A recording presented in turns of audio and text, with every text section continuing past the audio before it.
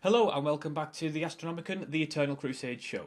So first up this week, we were treated to the Chaos newsletter written by creative director David Gosland, and not only did we get the announcement of the playable legions of the Chaos Space Marines, but we were also treated to a cheeky little objective screen preview from the playable prototype. A quote from David from the newsletter says that we regularly capture our prototype outpost, the Aquila Strongpoint, from the Black Legion or defend it against the Dark Angels. The capture mechanic is critical, and this early prototype is giving us some good ideas about how massive warfare in the game is going to play out.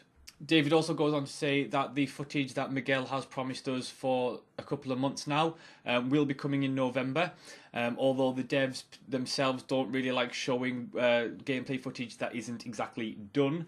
But rest assured, Behaviour, that we as the community are smart. We do know that it's alpha footage, if not pre-alpha footage, and it doesn't need to be perfect. We just want a cheeky little preview to get our imaginations going. So let's go on to the news about the playable Chaos Legions that have been announced. Well, I'll go through each one, tell you a little bit about it, and it'll only be a little brief overview to give you an idea of what they're about. So first off is the Black Legion. Now, the Black Legion is probably the most infamous Chaos Legion out there, and it is definitely the biggest Chaos Legion out there. It was one of the first founding legions to turn against the Imperium during the Horus Heresy.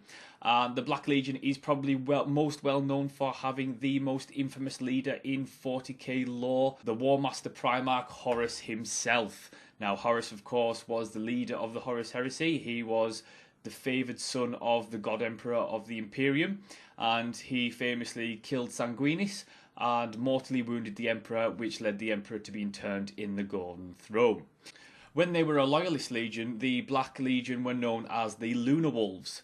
And the Black Legion generally favours close combat over ranged firefights.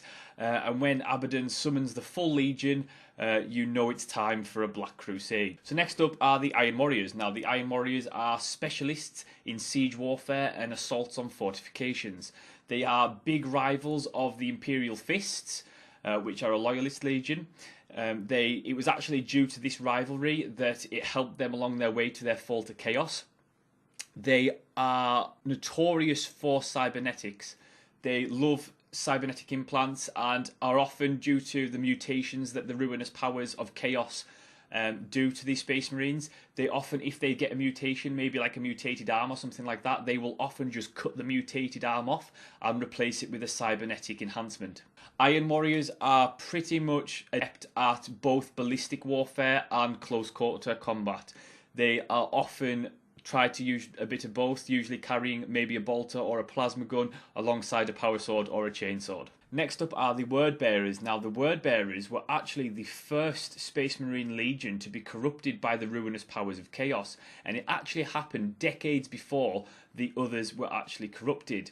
Now, the Word Bearers don't actually worship one chaos god. They actually believe in something called Chaos Undivided, which means they worship the pantheon as a whole and do not favour any specific chaos god. The Word Bearers' greatest foes is actually the Ultramarines and the Ultramarines' successor chapters.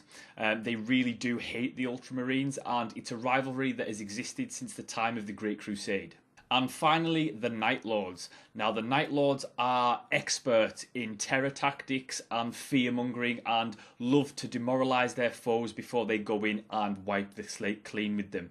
The Night Lords are masters of stealth, and they have a lot of talents in terms of stealth tactics, infiltration, but these actually appear to be, in the long run, innate to the Legion. What they actually like to do is use those skills of stealth and terror to actually play games with their enemy before they go in and attack. And what you'll actually see them do is lead their enemy into a massive degree of terror and fear, to almost to the point of panic.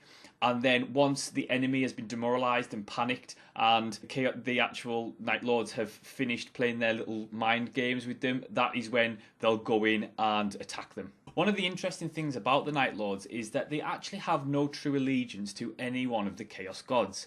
They actually believe that all religious faith and devotion is a form of weakness. And instead of faith, they actually focus on their love of killing. And that is actually what unites them as a legion. and that in itself has led them to turn to chaos. However, they have been known to be very self-serving in that regard, so because they don't devote themselves to a chaos god, that they will often betray the people that they are with if it serves them in some form. We also know from the newsletter that the playable classes available at launch will include Chosen, Havocs, Raptors and Terminators for the Chaos faction. We also know that the next newsletter will be written by Stephen Lumpkin, who is the lead level designer and also a big fan of Eldar, might I add. So I am looking forward to that newsletter, and hopefully that will announce the Eldar playable factions. One thing that I do want to mention also is from the actual Internal Crusade forum, which Miguel has actually stated in one of the threads, he gave it away a little bit cheekily, that there will be a pre-order. It's going to be called the Founder Pre-Order Program, where you will be able to pre-order the game from Behaviour directly and before anywhere else, and that will be coming some point next year, one suspects. And that's it for this episode of the Astronomicans. Thank you so much for watching. Do leave a comment, like and subscribe, and I will see you next time.